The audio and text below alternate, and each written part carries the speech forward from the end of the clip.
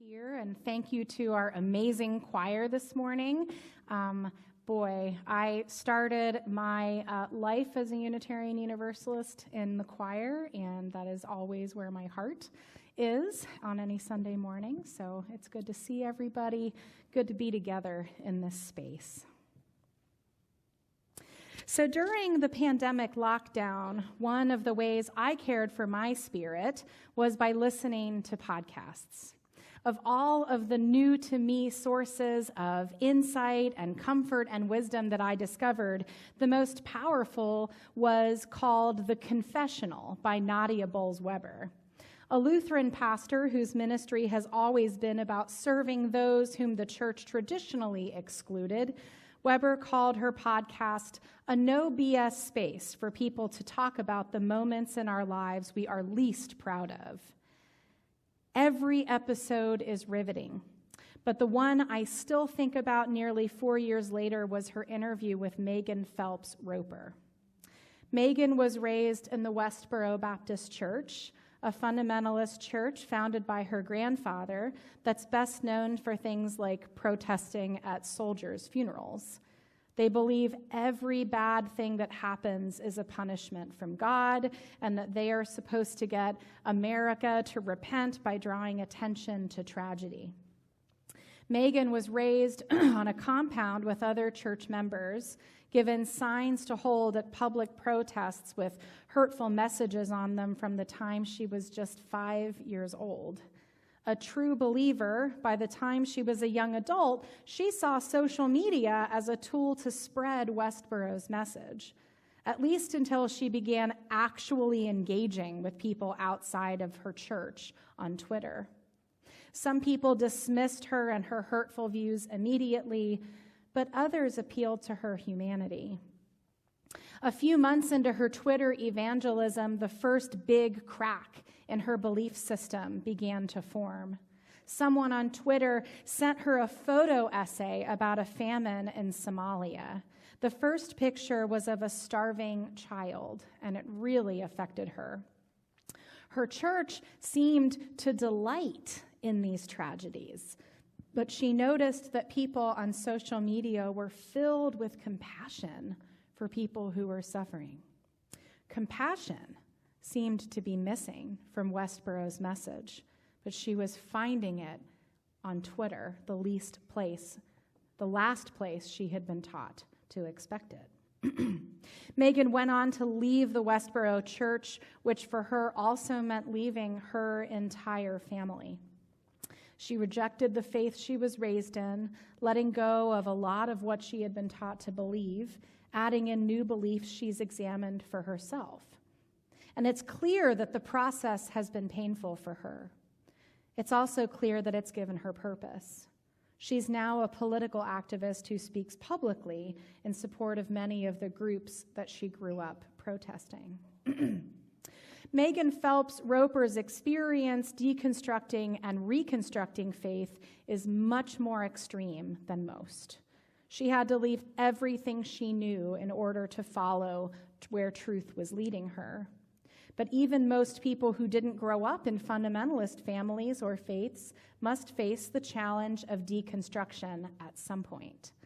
A lot of people find congregations like this one after they've begun their deconstruction, attracted to the pluralism and mutual acceptance and appreciation of diversity of many kinds. Since our faith encourages us to make our search for truth a lifetime project, let's think a little bit about that process. In the 1950s and 60s, a philosopher named Paul Ricoeur developed a 3-stage way of understanding how people approach truth. The first stage he named the first naivete. This is a stage of understanding when we simply accept whatever we've been taught, whatever that happens to be. The answer is no, right? On the mountain. It's a pre-critical stage. Ricoeur's second stage is criticism. People in this stage notice the contradictions between the beliefs they were raised in and the realities in the world around them. They no longer accept some or all sacred stories and teachings at face value. The critical stage of meaning making can be so difficult that many people just stop there. Some seem to stop out of anger, others out of fear, afraid maybe of being misled again. But for Ricoeur, there is a stage beyond criticism. He calls it the second naivete. People in this stage accept the wisdom that criticism has taught them, but then continue their search for truth. In this post-critical stage, sacred stories and texts and rituals function not as literal truth, but as symbols that point to deeper truth. I've heard it explained this way. People who wear glasses don't look at their glasses to see the world better. They look through them.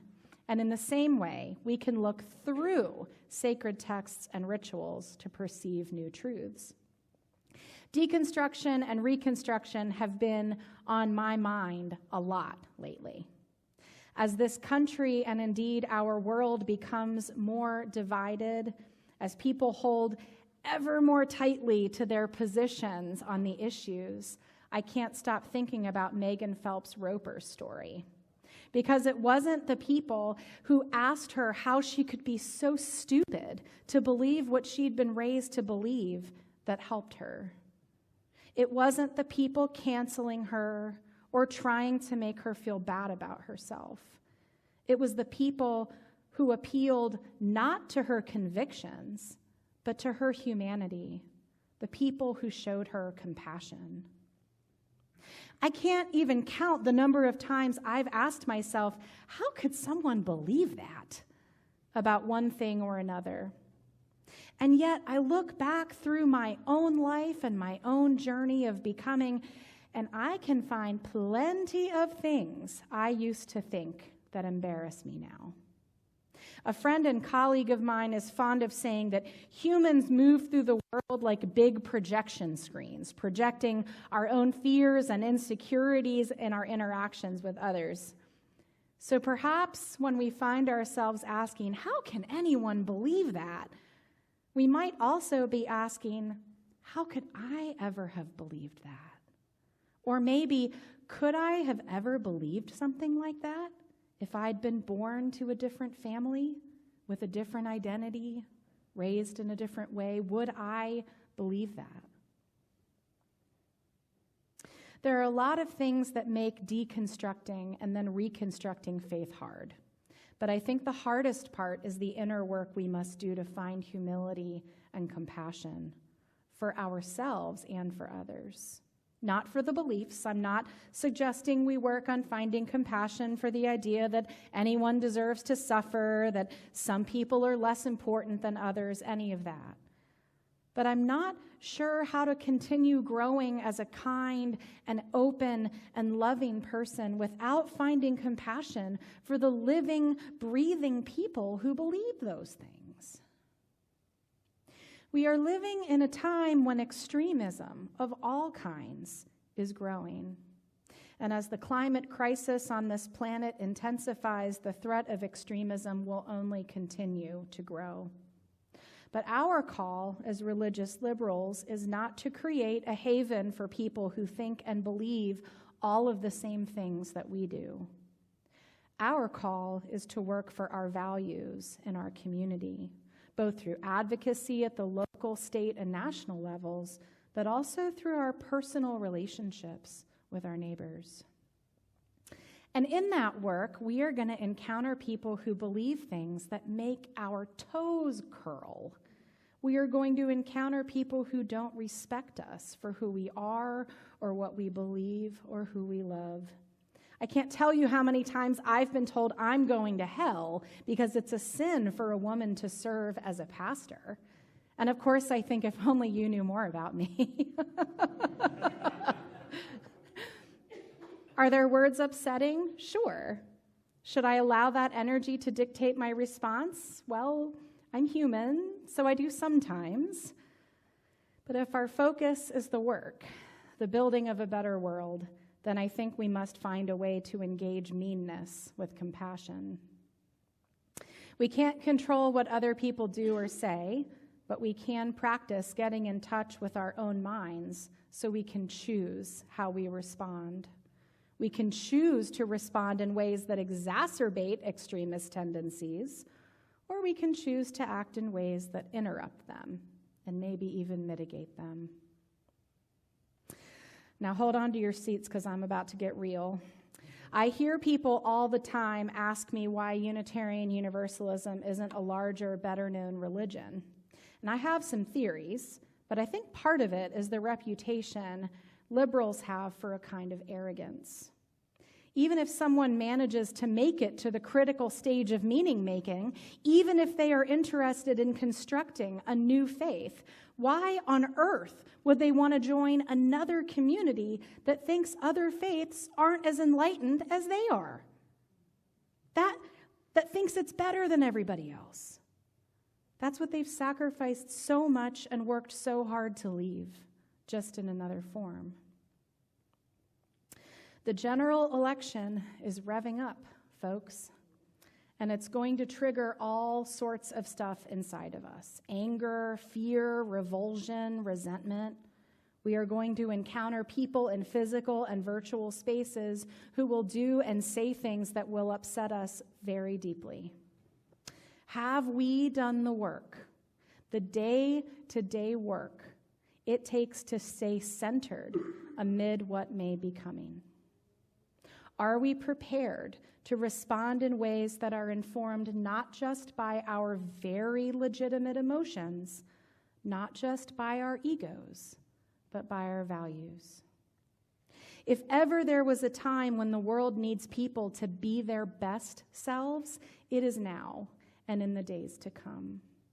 If ever there was a time that the world needs us to be clear about our purpose as liberal religious communities, it is now.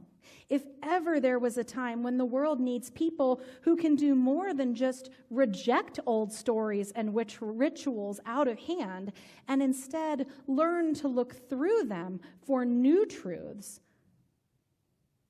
deep meaning, everywhere, it is now. Do we exist primarily as a social club for people who fall in the center circle of the liberal beliefs Venn diagram? Is that our purpose? Or do we exist to serve something larger than ourselves? Do we exist not just to reject extremism or to help interrupt it? Because if we want to be about advocacy work to change our community, to serve justice, to make sure all people in our society have enough for their lives to flourish, then we have to find a way to meet even people who hold beliefs we find abhorrent with compassion.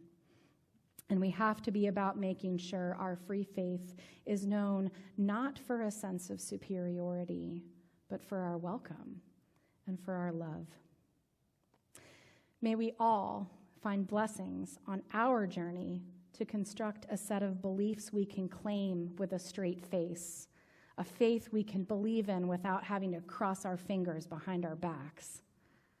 May we all find the time and space we need to center down into ourselves, into our deepest truths, and the peace that is only available here and now.